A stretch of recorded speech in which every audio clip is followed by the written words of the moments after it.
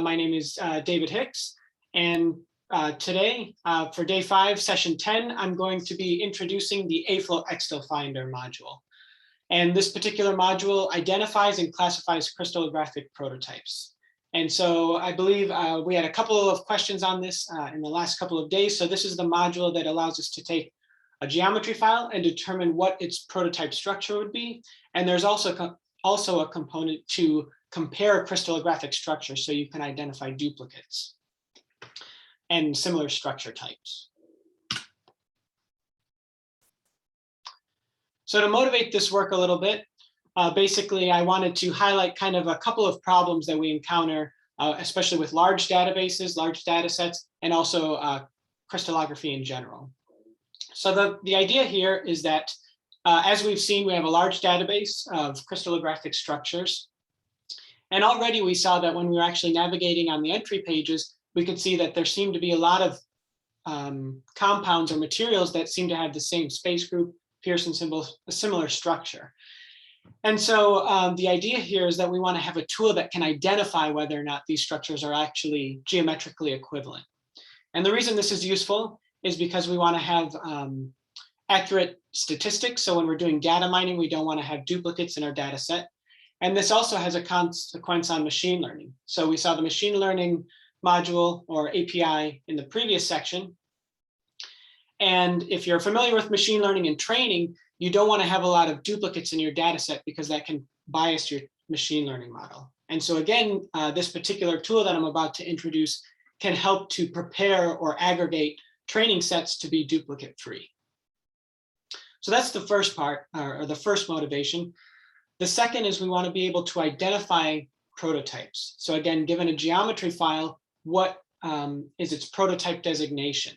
So for example, I believe there was a question maybe a couple of days ago, can we identify or determine whether a particular material is maybe rock salt, for instance? And so we would need basically this type of tool to identify the underlying prototype structure. And so there's a couple of difficulties, though, when we actually want to compare crystallographic structures and analyze them on this level. And that's because there are many different ways of representing a crystallographic structure. So for example, I have an example here, and there's 3 different representations of the same unit cell. And so even though they are of the same crystal, and even though they have different unit cells, they're actually structurally and geometrically equivalent. And so because there's essentially an infinite number of representations for a periodic structure, this can obfuscate similarity. And so especially when we're trying to compare crystallographic structures, this is something that we need to overcome. And so this is where the AFLOW-XtalFinder module comes into play. Okay, so the first part of the AFLOW-XtalFinder module is this idea of identifying prototype structures. And so within this module, we have a self-consistent prototype finder. So what I mean by this is basically we analyze the prototype structure. Again, a lot of times we refer to the prototype via its symmetry. And so again, we have to do a symmetry analysis, and this is where AFLOW-Sym is useful. And similar to the tolerance number line we saw in AFLOW-Sym, depending on what tolerance value you choose for the prototype identification, you can get different prototypes. So for example, if you have tighter symmetry tolerances, you would observe essentially a different prototype classification. While again, for looser tolerance criteria, you would observe maybe higher symmetry prototype designations. And so again, similar to the AFLOW-Sym module, there's an adaptive tolerance scheme, an adaptive identification scheme in the prototype finder. And so essentially it can find a consistent prototype at different tolerance values.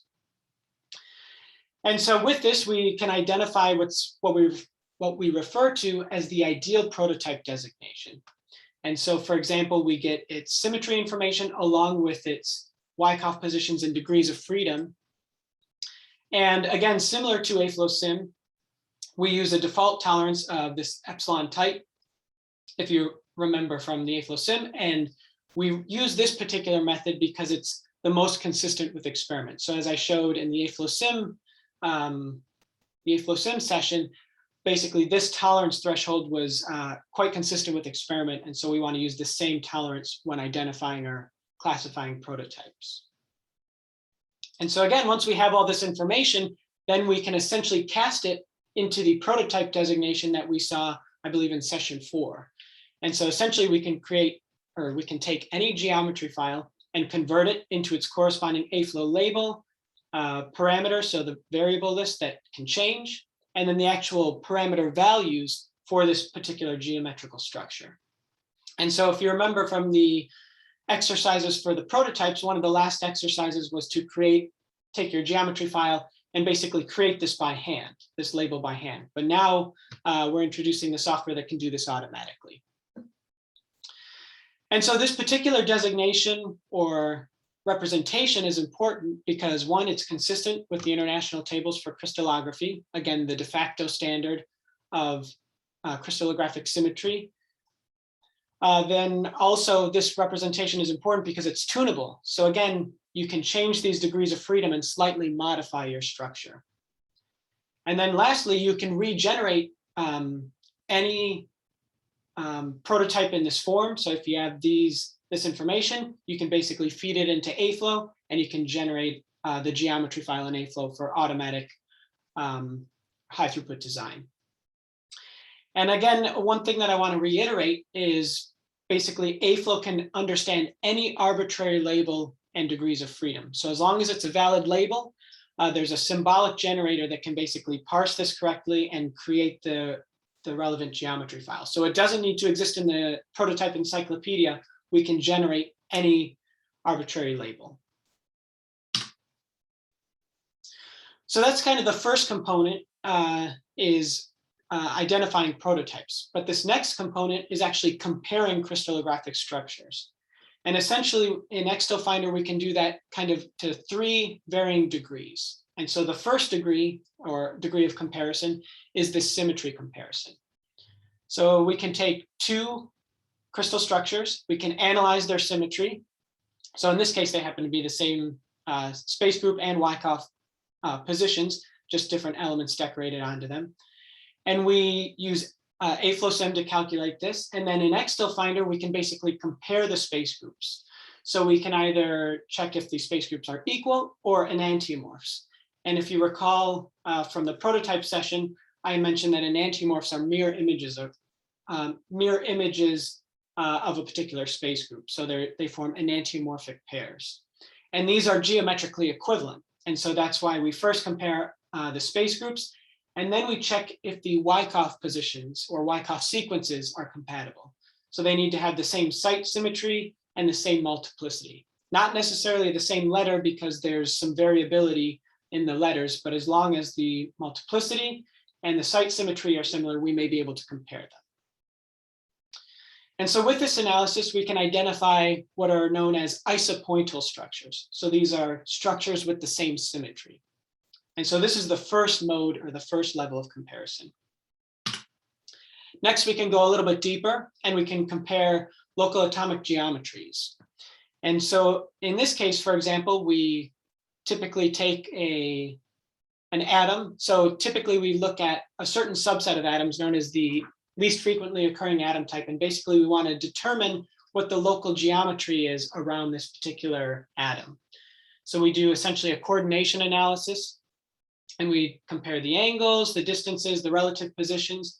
And this is kind of a local snapshot to determine whether or not 2 materials might be similar. So they might have similar local geometries in different positions in the crystal. And so this is the second level of comparison that kind of gives us what we refer to as an isoconfigurational snapshot. So again, it's not a one-to-one mapping yet.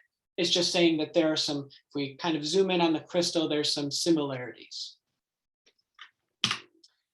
And then the last mode of comparison is the most rigorous, and this is a geometric structure mapping. So we're basically taking one structure and trying to see if we can superimpose it onto the other and trying to quantify how similar these structures are.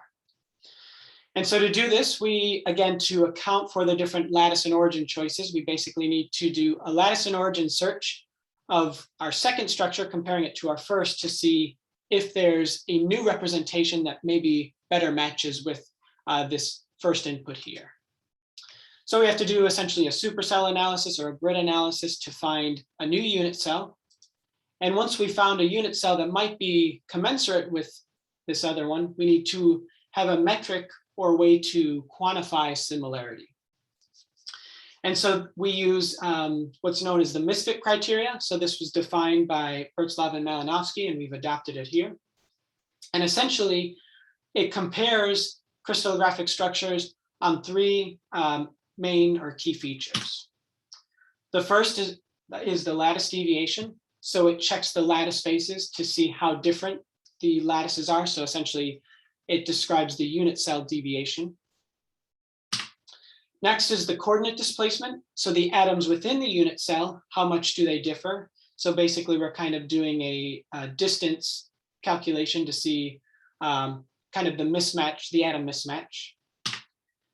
And then finally, there needs to be a penalty if we can't map any of the atoms. So for example, if an atom is missing, or for instance, maybe if an atom is too far away from the atom it's supposed to match to, then that basically switches on this failure penalty misfit component.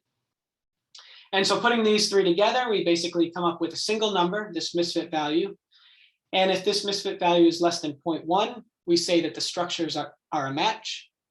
If the misfit is between 0.1 and 0.2, the structures are said to be within the same family. So this basically means that they may be related via maybe a symmetry subgroup relationship between the structures, or maybe just further away in similarity in general.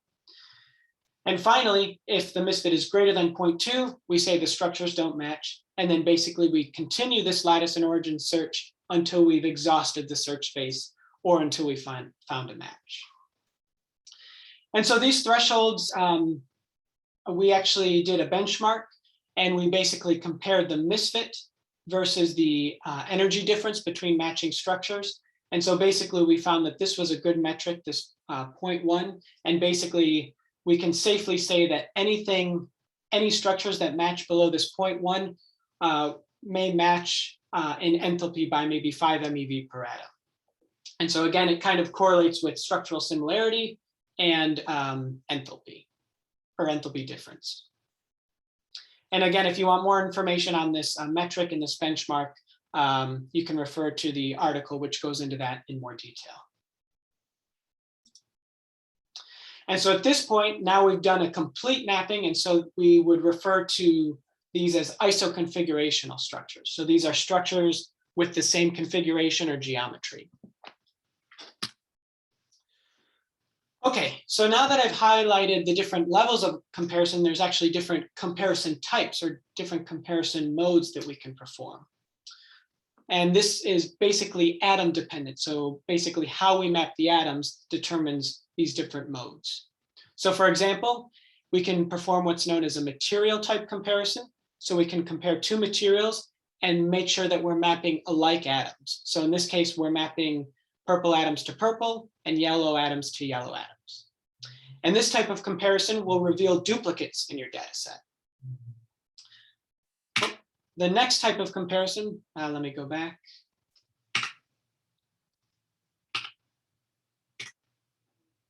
Is the structure type. So here we ignore atomic species. And so here we just try to match crystal structures with the same stoichiometric ratio. So for example, we would try to match purple to black or purple to green if they're the same stoichiometric ratio. And by ignoring the atomic species, we're essentially comparing the backbone structure, which we refer to as the prototype. So this can identify common prototype structures between materials. Next, we can perform decoration type comparisons. So in this case, we can take a single geometry or a single crystal, and basically we can take the atom sites and permute them. So basically we can check an AB decoration or a BA decoration. But we want to know whether or not these two decorations are equivalent. So maybe they're related via some transformation. And so AFLOW-XtalFinder can automatically take one structure, determine all of the permutations, and then compare them to see which ones are equivalent. And so this will reveal unique decorations. And I'm going to discuss that in a little more detail in the next slide on why that's important. And then finally, we have the magnetic type comparisons. So in this case, we can introduce the magnetic moment, and we can compare the crystallographic structures, including that spin degree of freedom. So for example, we have two structures, and we want to see whether or not these are related via some transformation. And so this particular comparison method can help us to identify distinct spin configurations. And so I wanted to highlight this decoration type comparison in a little more detail. And so for example, let's say we have a particular prototype, so the quaternary Heusler. And since there are 4 species in the unit cell, or in this prototype, basically there are essentially 24 different ways that you can permute the atom positions. So essentially 4 factorial, so 24. And so essentially there's all of these decorations, but it turns out that there are only 3 that are unique atom permutations. And so again, this was found with AFLOW-XtalFinder, and this is also known in the literature for this particular structure. And the reason this is useful is because let's say we were performing a simulation and we wanted to do all the decorations, doing 24 DFT calculations would be quite expensive. And you would find that essentially 21 of them are degenerate to one of these 3. And so by doing this analysis beforehand, you can determine which ones are unique and only run DFT simulations on these 3 unique ones. And then basically you have the information for all 24 decorations. So again, the idea here is that first you can determine the equivalent decorations and prevent duplicate calculations and reduce the cost of simulation. And then for the magnetic type, I already highlighted this, but then just again, in a little more detail, essentially we can have spin up on the center site and spin down on the center site here. But it turns out that in this case, these 2 structures are related via an origin shift. And so basically there's a transformation between them. And so we can map them. And so again, if you, I think one of the questions was in the previous section, basically determining different anti-ferromagnetic configurations. And this particular AFLOW-XtalFinder comparison mode could be useful with something like that because it can help you identify unique or distinct magnetic configurations. So again, you wouldn't be running duplicates. Okay, so with those different comparison modes, the other thing that we wanted to do with AFLOW-XtalFinder is we wanted to be able to compare systems at a bulk level, right? Or rather, I should say, many systems at once. So instead of just doing pairwise comparison, we wanted to basically take a large data set and basically determine all of the duplicates and unique structures within that data set automatically. And so we have this framework that essentially takes compounds to compare. And again, we do the different levels of comparison. So first, compare by symmetry, then the local geometries, and then the geometric structure.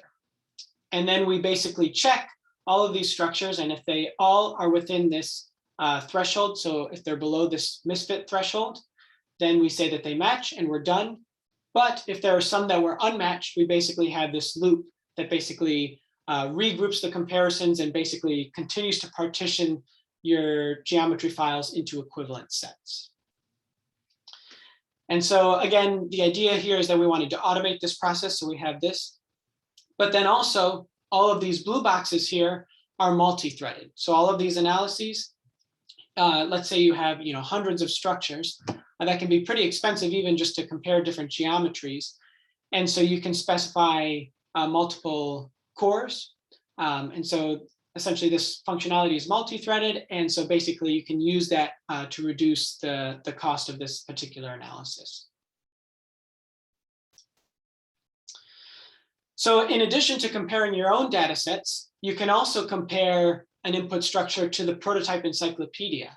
So again, this kind of goes back to a question we got, that can we determine whether or not a particular structure matches to the rock salt, for instance. And so you can do this with AFLOW-XtalFinder. Basically, you can take your input structure and you can compare it to the AFLOW prototype encyclopedia. It'll grab all of the possible matches, do the comparison analysis, and it will return the matching entry. And so from this, you can determine, okay, so this is the half Heusler, for instance. And then again, you can basically navigate to the web page to find more information about your prototype. So that's some functionality you can do with AFLOW-XtalFinder. The other is that you can basically take your input structure and check whether or not it exists in the AFLOW database. So you can take your geometry file and check if it's in the database via the Aflux Search API. So Dr. Esther showed this yesterday. And so basically, AFLOW-XtalFinder will take your geometry, it'll analyze certain characteristics and perform the relevant Aflux query to grab all the relevant structures back. AFLOW-XtalFinder will compare them and return the ones that match. And so in addition, since we have Aflux at our fingertips, we can also query certain API property keywords. So let's say you feed in the structure and you say, I want to know what all the similar enthalpy per atoms are of all the matching structures. So you can feed in certain keywords to pass to Aflux, and it will return them with all the matched structures. So for example, we did this here for, again, rock salt, our favorite structure, decorated with sodium and chlorine. And basically we compared this input structure and found all of the matching ones in the aflow.org repository. And here we give you the mismatch or the misfit. And then on the right here, we also return the enthalpy per atom. And so what's nice about this is you can see that all of the matched compounds have similar enthalpies, as you might expect, because basically there's this structure property relationship. And essentially with this functionality, AFLOW-XtalFinder can kind of capture that structure property relationship. And so just to kind of compare against some of the other comparison functionalities or modules in the community. So there are a couple, but a lot of these are really catered just to structural comparison. So they don't really have any prototyping mechanisms. And then also some of the comparison modes that I highlighted, only AFLOW-XtalFinder has these, especially the decoration type comparison. This is novel to AFLOW-XtalFinder. And so here's just kind of a table comparing the different functionalities. And just kind of a use case of where we use AFLOW-XtalFinder for basically identifying new prototypes. So essentially, we went to the inorganic crystal structure database and basically the AFLOW subset of that. So we went to the AFLOW ICSD repository and basically we did this analysis of unique materials and prototypes. And we found that there are about 15,000 unique prototypes within this ICSD subset. And then here we've broken it down by lattice type. And then just kind of an interesting result, or maybe not interesting, but intuitive result, is that you see that there are a lot more prototypes for lower symmetry than there are for higher symmetry.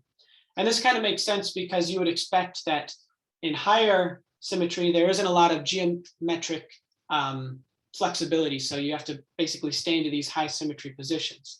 But for lower symmetry, there's a lot of degrees of freedom. And so you'd expect there to be more geometric diversity for these lower lattice type systems. And then again, with this analysis, we were able to find common prototypes in the ICSD. And so those are listed here. A lot of them are common ones that you might expect. So face-centered cubic, body-centered cubic, and then for binaries, rock salt, and ternaries, perovskite, etc.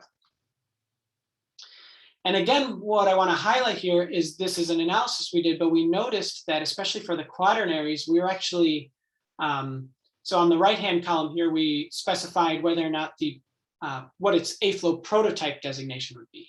But you'll notice that there's some empty rows here, and this signified that at the time, we didn't have these particular prototypes in the encyclopedia, despite them being quite frequent. And so with this analysis, we can easily identify new prototypes to include into the encyclopedia. And so for this particular analysis, we found almost 250 new prototypes that we can add. And already in part 3, some of these have been included. And so now we have a nice automatic tool to find new prototypes to include them into the encyclopedia. And so before we get to the demonstrations and how we can use the functionality, I just wanted to highlight a couple more places where AFLOW-XtalFinder is used. So as Dr. Osis showed the convex hull app, he mentioned that you can compare compounds on the convex hull and basically find equivalent ICSD entries. So that uses XtalFinder. In addition, for a metallic glass study, we used basically this functionality to build out our ternary phase diagrams. So for this metallic glass study. In addition, we also worked with some of our collaborators to perform symmetry constrained relaxations. So again, basically taking a geometry file, casting it into this representation, and then only relaxing along the allowed degrees of freedom. And so again, with this prototyping functionality, we're able to collaborate for this particular work. And then finally, as we saw yesterday with Dr. Osis, the AFLOW-POC module. So typically you can remove duplicate decorations with the UFF energy or based on the energies, but you can also use AFLOW-XtalFinder as well as a method of comparison. All right. So with that, are there any questions about the AFLOW-XtalFinder module? If there are, feel free to post in the chat.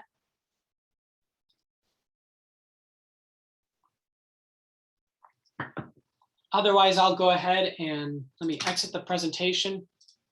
And then I'm actually going to move, or I'm going to grab the PDF version so it's a little easier to see. And then if you'd like to follow along with the demonstrations, go ahead and open your virtual machine.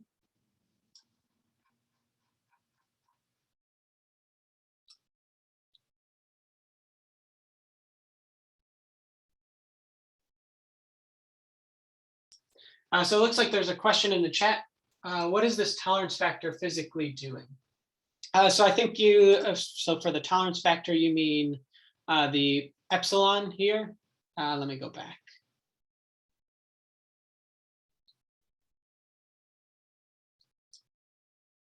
So this epsilon is essentially a threshold for mapping. So right here, so essentially, once we're comparing crystallographic structures, we want to know how similar they are. So this epsilon is a metric of similarity. And so as for these thresholds are basically thresholds indicating whether or not a structure is similar or dissimilar. So basically this is a criteria that says if we're below this value, then the structures match. If they're above this value, then they don't match. And so physically it's a metric tool, I guess, to basically compare structures. So hopefully I'm referring to the right tolerance factor, and hopefully that answers your question.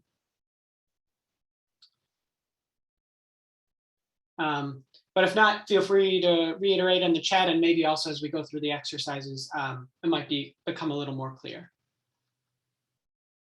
But good question. Yep, no problem. Okay, so let me go to slides.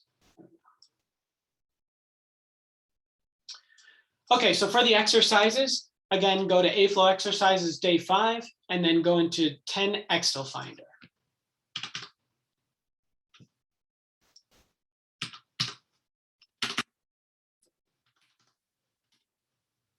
All right, and so we have a few demonstrations to do. And so this first one, we're going to do map to prototype. And in here, I will cat the README to see what we'll be doing. But essentially, and it's also on the left here, but what we want to do is we want to take arbitrary geometry files and determine the standard designation or the prototype designation and the internal degrees of freedom for these 3 postcars. And so basically we have the 3 postcars. So to do this, you would run the following command. So you could do cat postcard 1 and then AFLOW -- prototype. And if you do this, then you get the corresponding AFLOW label, the parameters, and the degrees of freedom. So this is the ideal prototype for this particular structure. And if you hit the up arrow, you can do the same for the other 2. So I'll just do that quickly. So postcard 2. All right, this was an FCC structure. And then the last one, postcard 3. Again, so you can do this for any arbitrary geometry file. It also works for, so I've shown postcards, but you can also do it for quantum espresso, CIF, FHI AIMS, all of these different input geometries. As long as AFLOW can understand it, then we can create the relevant AFLOW label and parameters. And if you prefer Python, we also have a Python script and a Python module for this, for the AFLOW-XtalFinder functionality. So just to kind of show you what the Python script looks like. Again, it looks very, excuse me, very similar to the AFLOW Sim module that I showed on Tuesday, but essentially it's a similar thing where you instantiate the class. Again, you need to have AFLOW installed on your machine, but you can run this get prototype label and specify the string for your postcard, and then you can print the output. So let me go ahead and close this. So just to run this, Python example. And you can see basically we get the response in this key value pair. So we get this JSON response. And since it's a JSON response, you can expect that actually you can do this via the command line as well. So if you did, if you cat the postcard and then AFLOW minus minus prototype and then minus minus print equals JSON, you get it in a JSON representation back. Okay. Any questions about the prototyping functionality so far?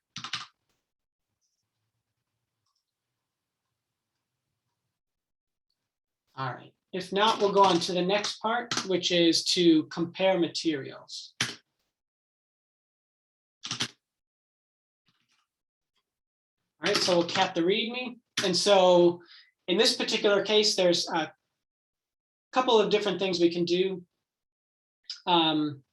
So we'll go ahead and do this first exercise, but essentially we wanted to compare all of these corundum-based structures. So I created some structures for you. And here I've given some of the parameters on how we change the structure.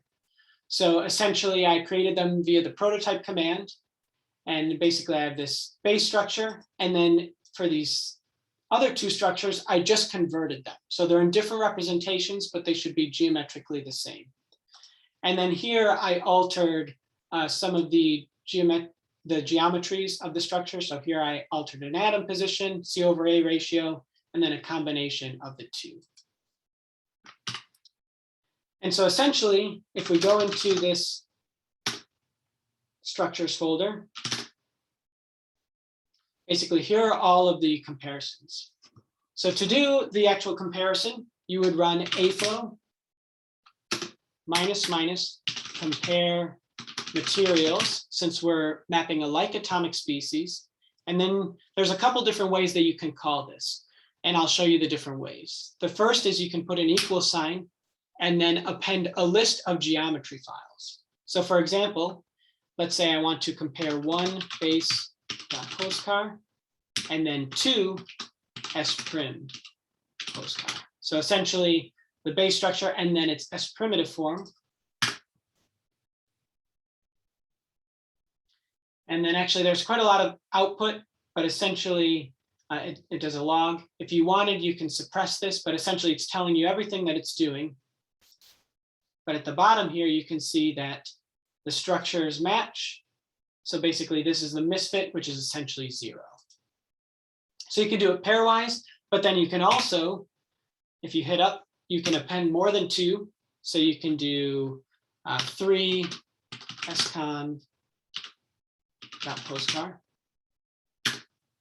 And essentially, if it's more than 2, basically, it's going to print it to screen as well, but then also it's going to put it in these 2 files. So if we do gedit material comparison.out, again, sorry, I'm zoomed in so much just so people can see, but I think this will be a little easier to read.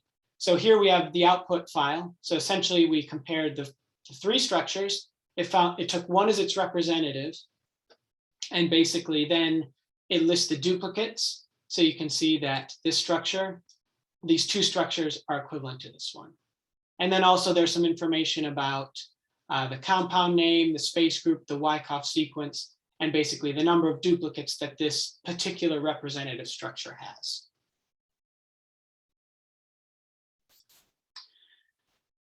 And so essentially that's how you can compare the structures. The other thing that I wanted to mention is, and maybe you didn't want to explicitly specify all of those different geometry files, but maybe let's say you have a directory of structures.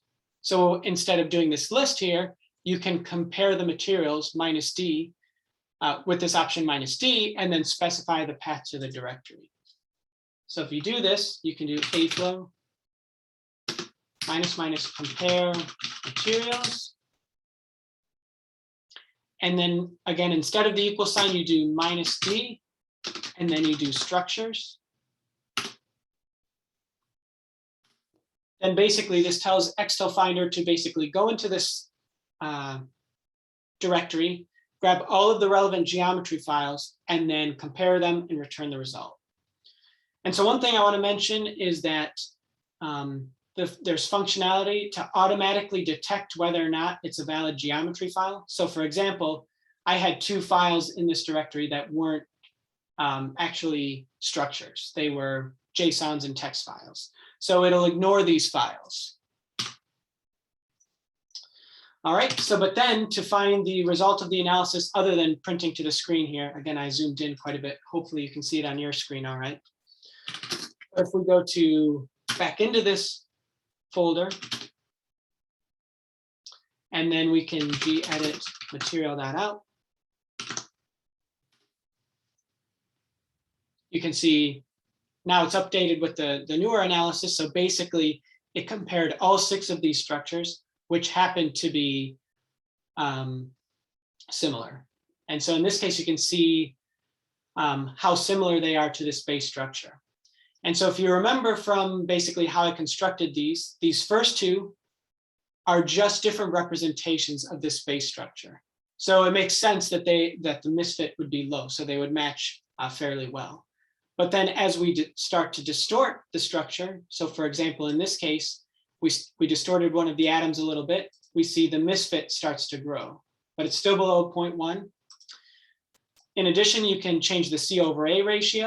And again, that can have a consequence on the misfit value.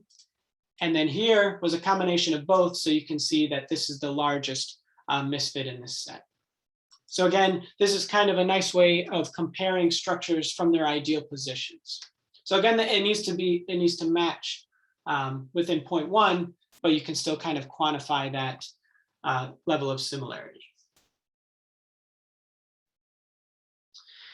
And so I just wanted to highlight, so on the left here for your reference, there's kind of basically a description on what this file looks like. So essentially this misfit file, it has the basically the representative structure information at the top, and then the list of duplicates followed by the misfit value.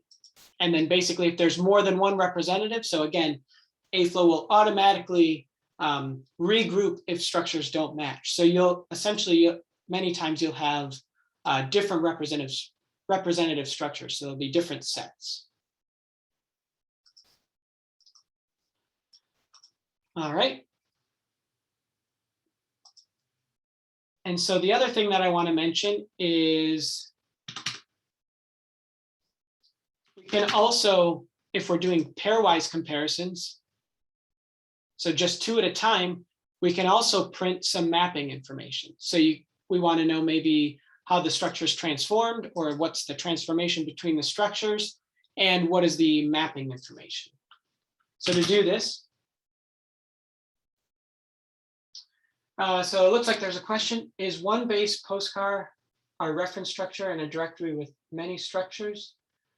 Yes, so this base structure, essentially, this is kind of the first structure that I created, and then all of the other ones are modified slightly based on this first structure. But yes, what I did was I basically created 6 geometry files that are all similar in this particular directory.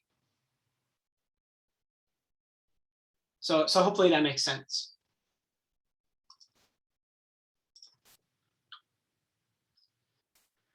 Okay, so in order to do this mapping that I mentioned, so again, we do compare materials. And then here, I'm just going to compare, let's say, one base.postcar and let's say 4 atom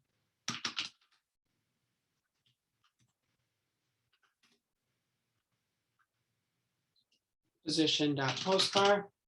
And then I can do minus print underscore map. So actually, when I do this, you'll see that I get more information at the bottom. So let me go ahead and scroll up a little bit.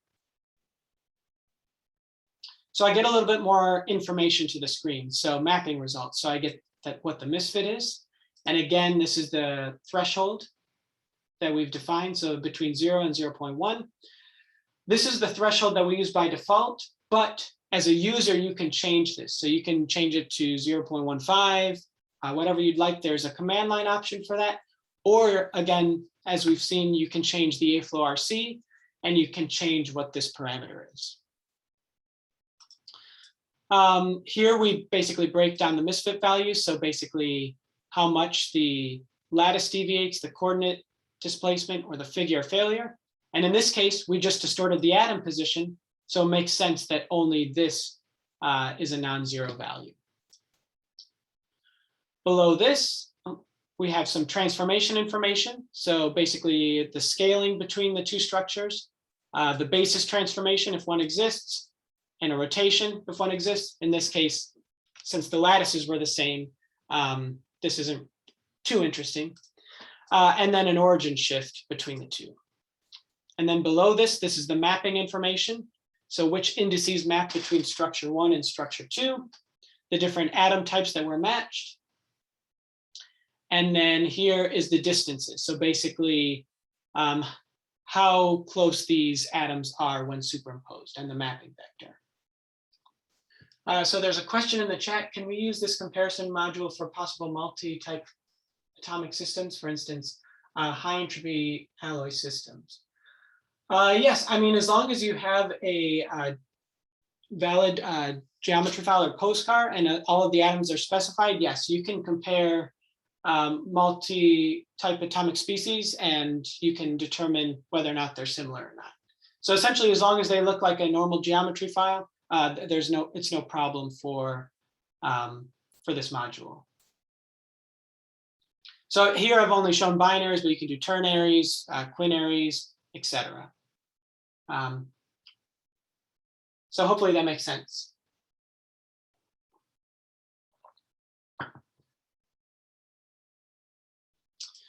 Okay, so after the mapping information, then we have the final structures. So basically, at the end we give, yep, no problem. At the end, we give you the structures in their closest matching representation. So basically, you take your original input structure or reference structure, and then the second structure is transformed to the representation that closely matches your other structure. So again, this can be nice if you kind of wanted to cast two structures or all your structures into a similar representation. You can use this information here. And to clarify maybe on one of the previous questions, so just to make it clear, I don't always need to use one base postcar. I could use a different postcar. So I can compare to scon.postcar. So essentially you can, as long as I don't think I called it the right thing though.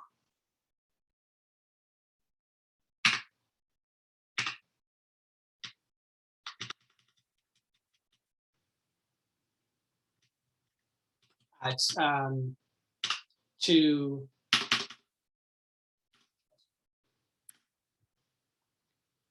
so again, you can compare any combination of structures.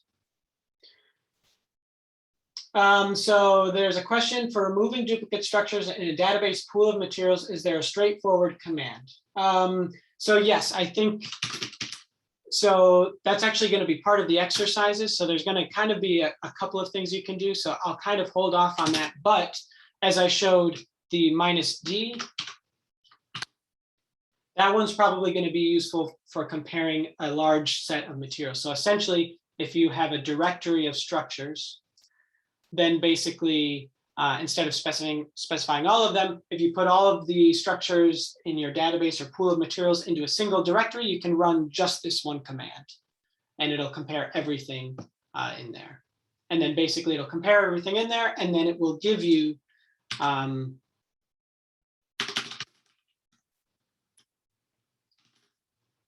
essentially these two files here, and that's where you'll see in material comparison output, that's where you'll see the list of which ones match or not. So yes, there is that one command, and it would be this -d, essentially this one right here. So hopefully that helps. And again, we'll see different variants of this because I've only shown the one mode of comparison. You can also do it for the other ones as well. So excellent. Okay, great. And then the other thing is there's also a JSON. So again, if you wanted to, after the analysis is done, and you wanted to basically kind of aggregate the data further or do additional analyses, maybe the JSON would be useful here. And this one, basically we print everything together, so it's going to be pretty crunched, but you can see basically you have again, all of the same information and also the information about the mappings as well. So basically the basis transformations, origin shifts, etc. So you have that at your disposal. All right, and then of course, since there is a Python module, you can also use essentially this Python script that I've given you. So again, this might be another way of doing comparing structures for a large pool and integrating it into your Python framework, for instance. So again, you can instantiate the class, specify the directory to all your structures, and then do compare materials directory. So this will compare all of them, and then basically then you can loop over all of the representative structures and then the duplicates and print their misfit. So for example, I'll do that very quick. Python example.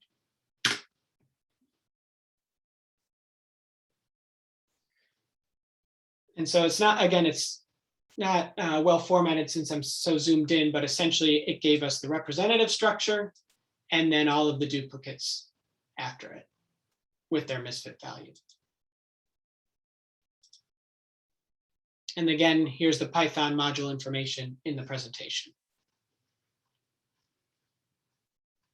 All right, so here again, as a guide, in case you forget what the formatting is for these different outputs, I've given them here.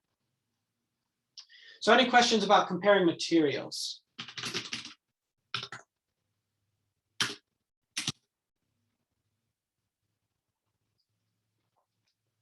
So next we can, instead of comparing just materials, so compounds that are the like atomic species, maybe you want to basically ignore atomic species mapping and compare the backbone structures. So as you might expect, instead of compare materials, we have compare structures. And it follows the same procedure or syntax. So again, you can specify a list of geometry files or a directory containing many geometry files. So for example, in this particular exercise directory, again, similar to the question in the chat, can we do this for a large set of structures? And so just to show you how many structures are in this particular folder. So this one has about almost 40 structures. So again, this might be a little more on the higher end. And so to do this, again, all you need to do is run aflow -- compare structures. And then we're going to do the -d and then structures. So there are 40 structures. And it may run a little slower on the cluster, but in general, it should only take, less than a minute, I think, maybe even 30 seconds or so. But essentially, it's doing all the different Oh, it's already done. Okay. Basically, it's doing that symmetry mode, that symmetry level. So comparing by symmetries first, then local atomic geometry, and then mapping, geometric mapping. And so again, hopefully you can see everything that's mapped to the screen better on your, everything that's printed to screen better on your screen. But if we go to the structures, and then in this case, if we do material comparison.out. So you can see here that basically, again, it follows the same format. You'll also notice that all of these structures are zipped up. And so AFLOW and AFLOW-XtalFinder can automatically read in zipped files as well. So again, if you're trying to save space, it can readily read these.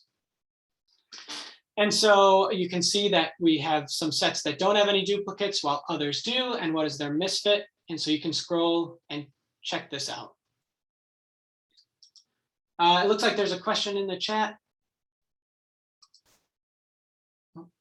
So let me close this really quick. Oh, I closed the terminal. So the question in the chat is there a limit of atoms for comparing two structures? No, in general, there isn't a hard limit. But in general, as you increase more atoms, the mapping becomes more expensive. And so you can specify also, even just for comparing two structures, you can specify more, again, this is a multi-threaded module, so you can add more cores to kind of speed it up. But in general, the answer is no, there's not a limit on the number of atoms. As long as you have enough atoms in your modeling cell, you can model it. It's just a matter of computational cost at that point. All right, so let me go ahead and give me a second to zoom back in. Yep, no problem.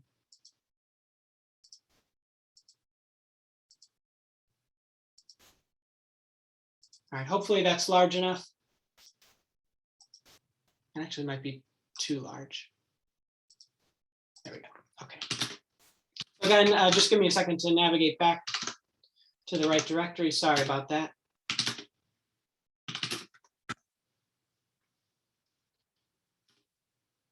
So there's a question in the chat. Does it work with defective materials? Okay. So materials with defects.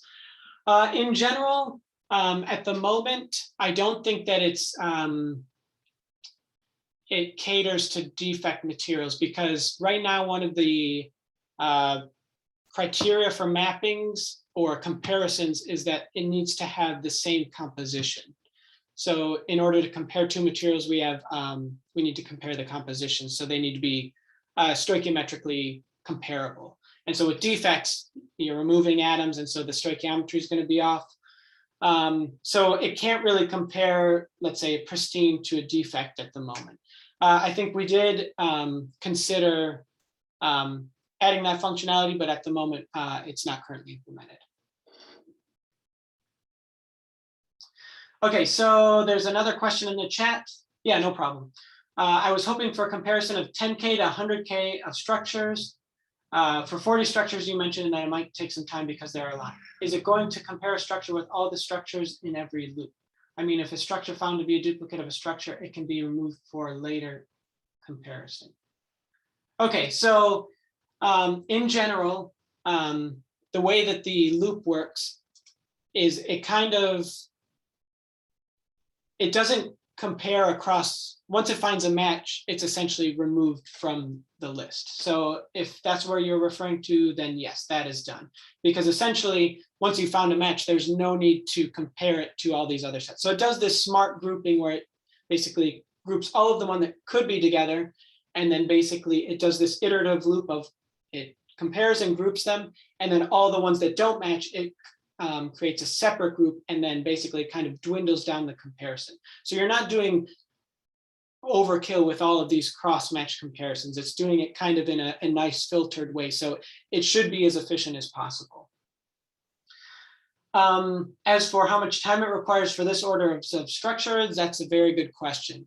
In general, we've done a lot of benchmarks, and it really depends on how diverse your structure set is. We've done, hundreds and thousands of comparisons on our end, and it really just depends on how diverse they are. I would say if you're doing hundreds of structures, I mean, you can still do that within a couple minutes. I think we have one particular benchmark of 600 structures. You can do it in a minute. But then again, a lot of those structures are similar, so it can be faster. But we did, for example, this comparison here. So this one was about 60,000.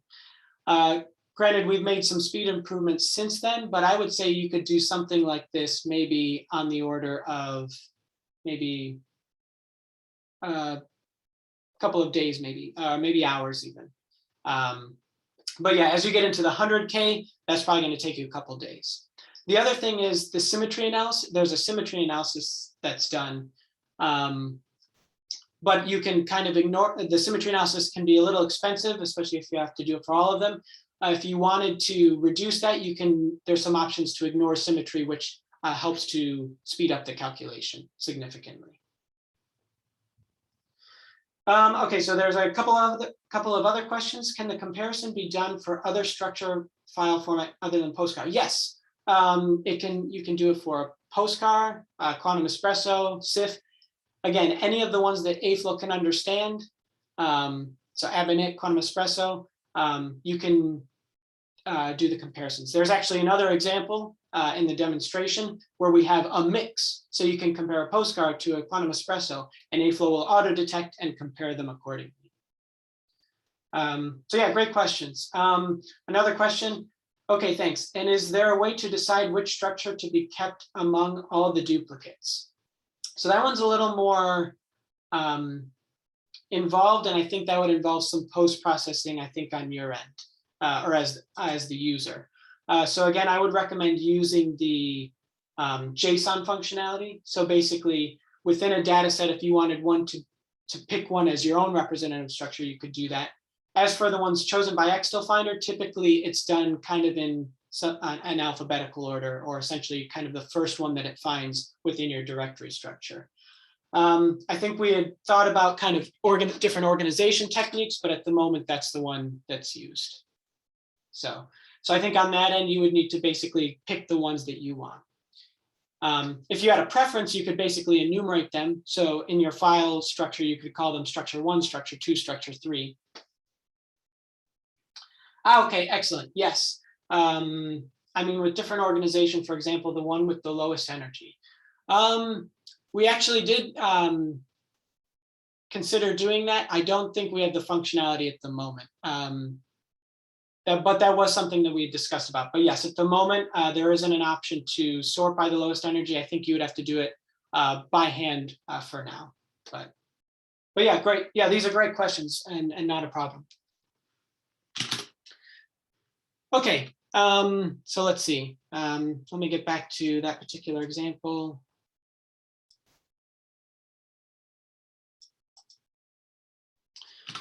So the last thing that I wanted to discuss for the compare structures was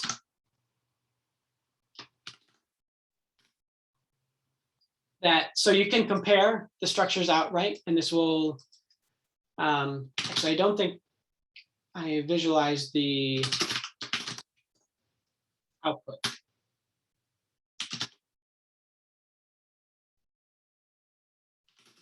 So in this case, since we did a structure type comparison, you can look in structure comparison material.out. That's where I should have looked. And so you'll see that it also does this atom decoration. So it tells you which atom decorations are unique. And then also you'll notice that when we do the comparisons, there's kind of a cross match between structures, and they may not necessarily have the same composition. So again, this highlights the prototype type comparison. So for example, here you can see we mixed cobalt, dy, and y, for instance. So, but now let's say I mentioned that a lot of times you want to remove duplicates first. So maybe you want to perform a structure type comparison, but remove duplicates first. So that way you don't bias your statistics. So in this case, you can run remove duplicates. So if you're doing a structure type comparison and you add remove duplicates, it'll essentially do a material type comparison first, remove the duplicates, and then only compare the unique materials. So that way you're not biasing your statistics. So again, I won't run the command in the interest of time, but what you can do is you can run this command and then it actually creates this duplicate compounds output.out. And if you look in there, basically it's essentially a material type comparison first, and then you do a structure type comparison second. So essentially you can kind of, in one command, you can do multiple analyses.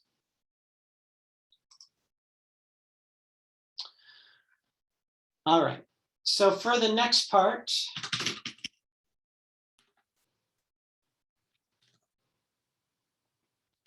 we go into subdirectory 4.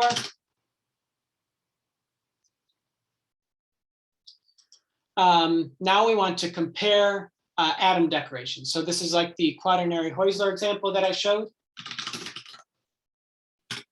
And so in this case, to compare atom decorations, basically you just run this command here. So it would be aflow -- unique atom decorations. And then you can pass in the geometry file. So this would be quaternary Heusler. And so in this case, it created all 24 structures and then compared them. And so basically these are the equivalent sets. So these are the different atom decorations. So if you remember from the prototype command, we specified that decoration right after the label. So these would be all the possible decorations. And so, but there's 24 possibilities, but you would only need to run, let's say, these first 3 and then run simulations on those, and the results would be degenerate. And of course, there's a Python module. There's also a Python module for the compare structures that I don't think I showed, but again, in the interest of time, maybe you can look back on that during the break. But for this example,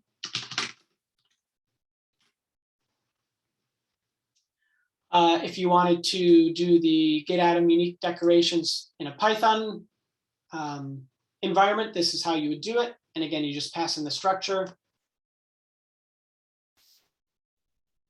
And then run the script.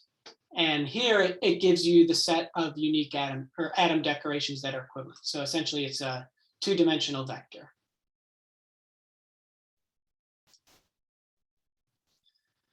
Any questions so far on that?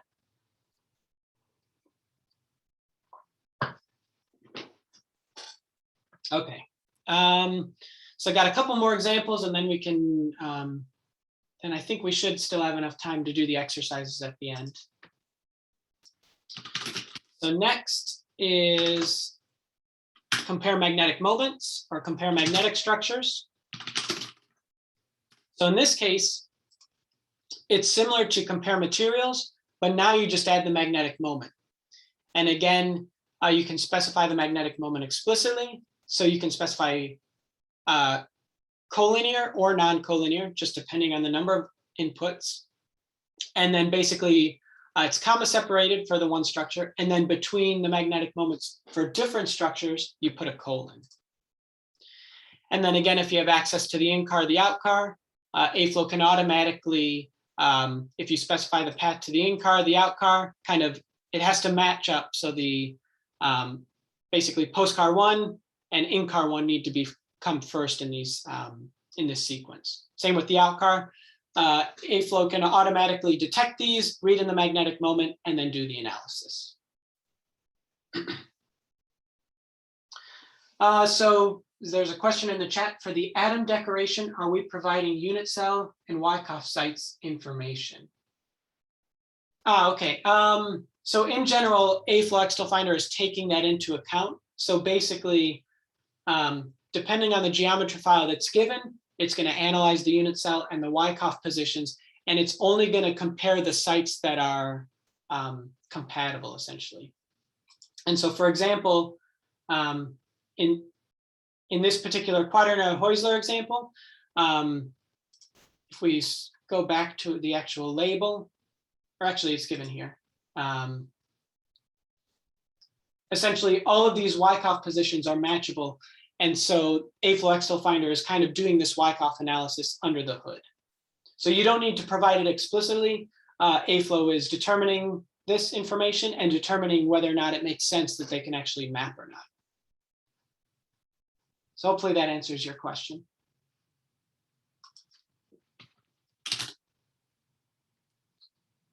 Excellent. Yep, no problem. Okay, so in this case, just for this example, comparing magnetic structures. So here we have a single postcard. So the first thing that we're going to do is we're going to do AFLOW -- compare materials equals. And so in this case, let me just go ahead and copy and paste this.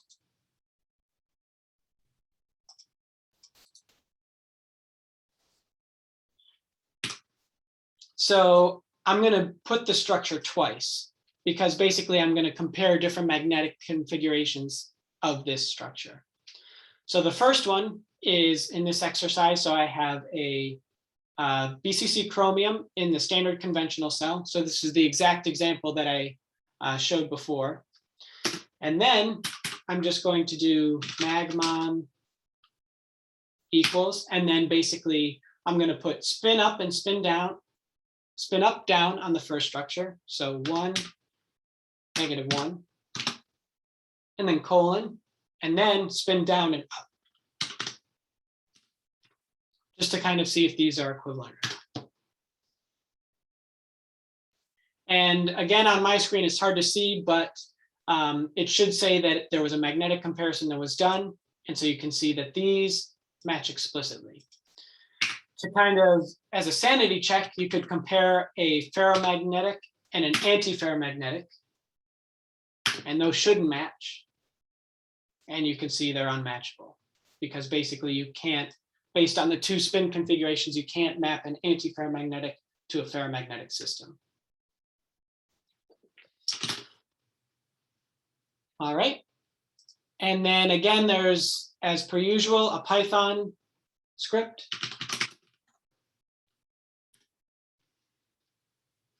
And so here, here's a kind of a workflow. You can kind of look at it in a little more detail, maybe during the break, but essentially you specify the input files and the magnetic moments. And then basically you can print the results. And if you do this, you get the same analysis that we just did in the command line.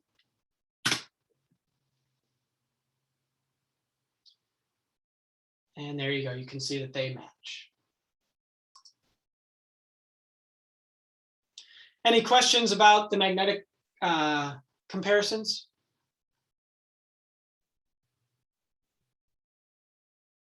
All right, so we have a couple more, and then maybe we can get ready to break out into the groups shortly. So next, I mentioned that you can compare the structures to the prototypes. And so you can compare your input structure to the encyclopedia. So to do this, you would use the AFLOW -- compare to prototypes command. So in this case, I've given you a postcard. So let's just cat it to the screen. So we have this mystery postcard. We don't know what the geometry is. And so we want to know what the prototype is. So you can do cat postcard and then AFLOW -- compare to protos, or you can do compare to prototypes. It's aliased.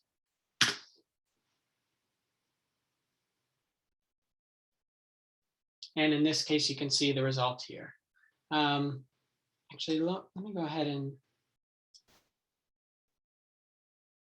There we go. Hopefully it's a little easier to see now. Okay, so here you can see that there were, based on the input geometry, it matches to essentially 4 different prototypes. You'll notice that all of the misfits are not 0, so that it's kind of sitting in between some of these geometries. So, but it matches the best with this one here, which happens to be the corundum base structure. All right, and again, you could also use the prototype label to determine what the exact degrees of freedom are for this structure if you'd like. So again, if it didn't match to a particular prototype in the encyclopedia, you can use the prototype command to determine what it would be, what the ideal prototype designation would be. And again, there's always the Python functionality. And essentially, the only difference here is the compare to prototypes method. And then you would get the same result.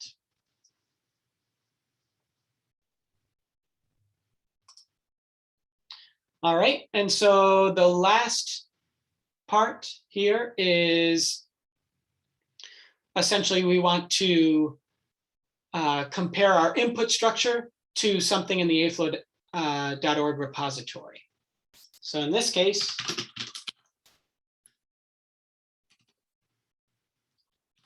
go ahead and cat the README. So in this case, we are going to cat this rock salt structure to the AFLOW compare to database command, which would return all of the matching entries.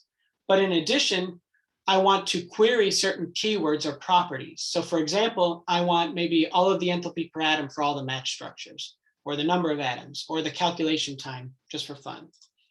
So to do this, I do cat, and then the postcard, and then I would do AFLOW -- compare to database, and then -- properties. And then I can append any properties that I want or that have valid API keywords that we saw yesterday in Dr. Esther's session.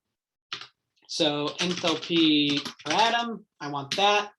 I want the number of atoms, and let's say the calculation time.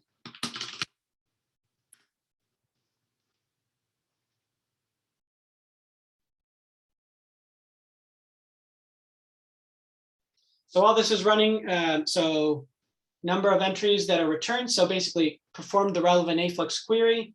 It grabbed 32 possible structures, then it's loading them via the REST API, and then it's comparing them. So again, this may take a little bit of time because you're essentially querying the entire database. And then if we look up here, basically these are the results that were returned.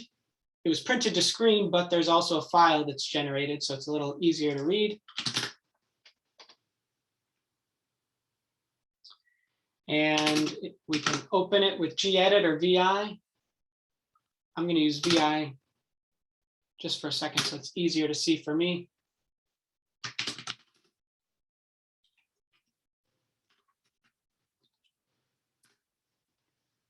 And so here you can see, basically this is some information about the input geometry. And then here is basically the AURL for each matching entry. And then if we kind of scroll down, we can see we have the misfit. So how well the structures matched. Then we have the enthalpy per atom, the number of atoms in each unit cell, and the calculation time.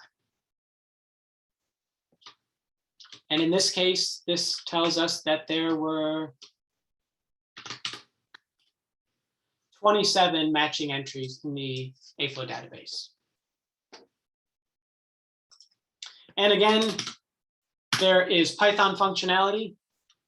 And again, if I won't run this, but essentially if you look in here, there is a method to compare or do the same analysis via the Python module.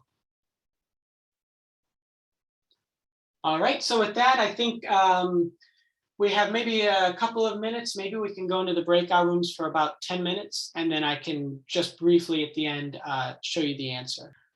Okay, so for this particular exercise, it was actually quite a tall order if you kind of think about it. Basically, I gave you a subdirectory of structures, and I wanted you to first determine the unique materials. Then of those unique materials, determine the unique prototypes. Then also the atom decorations, then the standard label, and then finally compare them to the AFLOW prototype encyclopedia. So quite a few things to do. And however, I'll just kind of show you, actually, if you do a special ls command, you'll actually see that there's a hidden file here. And I actually have the answers here, but also a solution. And instead of running all multiple commands and parsing everything, this is kind of a common issue of finding duplicate materials, then analyzing the prototype all in one go. And so essentially, there's functionality to do all of this in one command. So just to break it down, essentially, first you compare the structures, specify the directory, then you specify that you want to remove the duplicates, add the prototype designation, and add the matching encyclopedia prototypes. And so here's the answers here to all of the questions, but if you go ahead and I'm going to go ahead and copy this command and then exit. And then if you just paste this,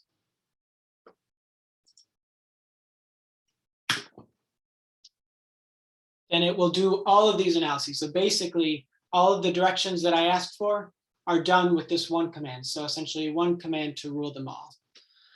So again, it'll take a little bit more time just because you're performing multiple analyses in one go.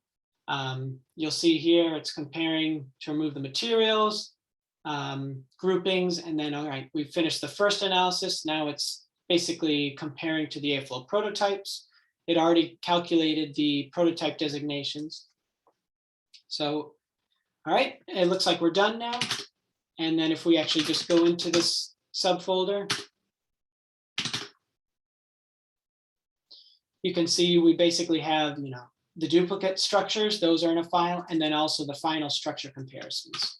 And if we actually open this, it gives us all of the information that we need.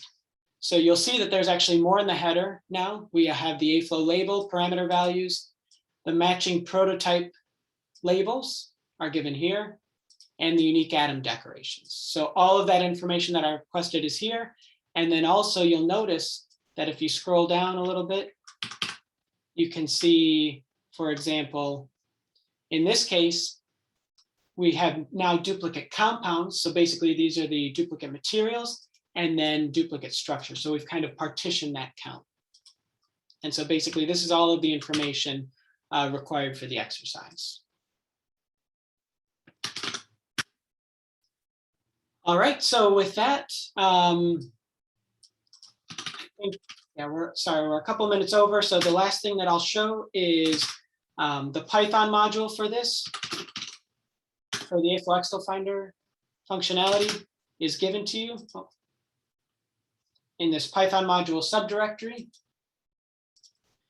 And then just the last thing that I wanted to mention is, again, there's a lot of functionality that I didn't get to cover, especially when doing aggregate commands or specifying multiple processors.